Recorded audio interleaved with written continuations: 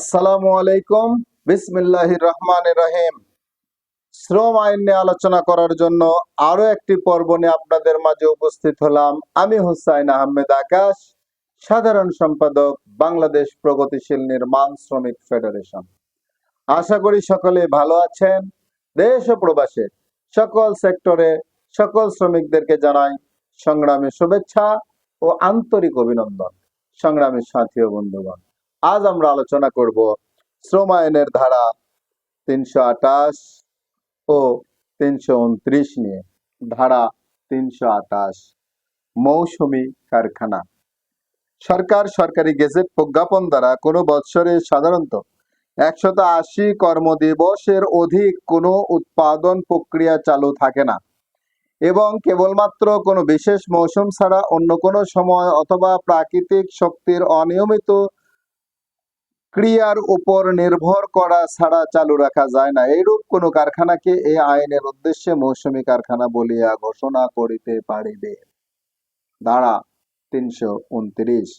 এই আইনের অধীন আদায়যোগ্য অর্থ আদায়। এই আইন সাপেক্ষে শ্রম আদালত বা ট্রাইব্যুনাল কর্তৃক এই আইনের কোনো ধারার অধীন প্রদানের জন্য নির্দেশিত কোনো অর্থ অথবা এই আইনের কোনো বিধানের অধীন কোনো ব্যক্তি কর্তৃক প্রদেয় কোনো অর্থ অথবা কোনো নিষ্পত্তি বা চুক্তির অধীন বা কোনো মধ্যস্থকারী বা শ্রম আদালত বা ট্রাইব্যুনালের রোয়েদাদ বা সিদ্ধান্তের অধীন কোনো ব্যক্তি বা মালিক কর্তৃক প্রদেয় কোনো অর্থ উহা পাওয়ার অধিকারী কোনো ব্যক্তির দরখাস্তের ভিত্তিতে এবং তাহার ইচ্ছা অনুযায়ী শ্রম আদালত কর্তৃক বা উহার নির্দেশে নিম্নরূপ যে কোনো ভাবে আদায় করা যাইবে, যথা সরকারি দাবির হিসাব বিধি দ্বারা নির্ধারিত পন্থায় যে ব্যক্তি উক্ত অর্থ পরিশোধ করিতে বাধ্য তাহার অস্থাবর সম্পত্তি ক্রয় এবং বিক্রয় করিয়া উক্ত প্রকারে সম্পন্ন অর্থ আদায় করা না গেলে বিধি দ্বারা নির্ধারিত পন্থায় উক্ত ব্যক্তির স্থাবর সম্পত্তি ক্রয় করিয়া এবং বিক্রয় করিয়া অথবা কোনো দেওয়ানি আদালতের অর্থ সংক্রান্ত ডিক্রি হিসেবে যে ক্ষেত্রে কোনো নিষ্পত্তি বা চুক্তির অধীন অথবা কোনো মধ্যস্থকারী বা শ্রম আদালত বা ট্রাইব্যুনালে কোনো সিদ্ধান্ত বা রোয়েদাদ অধীনে কোনো শ্রমিক কোনো মালিকের নিকট হইতে এমন কোনো সুবিধা পাইতে অধিকারী যাহা টাকায় হিসাব করা যায়, সেক্ষেত্রে বিধি সাপেক্ষে উক্ত সুবিধা টাকার হিসাব করিয়া উপধারা ১ এর বিধান অনুযায়ী আদায় করা যাইবে।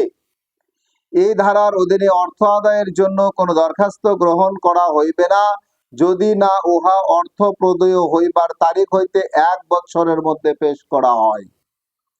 তবে শর্ত থাকে যে উক্ত সময়ের পরেও কোনো দরখাস্ত গ্রহণ করা যাইবে যদি শ্রম আদালত এই মর্মে সন্তুষ্ট হয় যে দরখাস্তকারীর উক্ত সময়ের মধ্যে দরখাস্ত পেশ করিতে না পারার পর্যাপ্ত কারণ ছিল। আরও শর্ত থাকে যে শ্রমিকের পাওনা উসুলের বিষয়টি সর্বোচ্চ অগ্রাধিকার পাইবে। সংগ্রামী সাথী ও বন্ধুগণ, অত্যন্ত গুরুত্বপূর্ণ একটি বিষয় নিয়ে আজ আমরা আলোচনা করলাম। আশা করি সকলে বুঝতে পেরেছেন।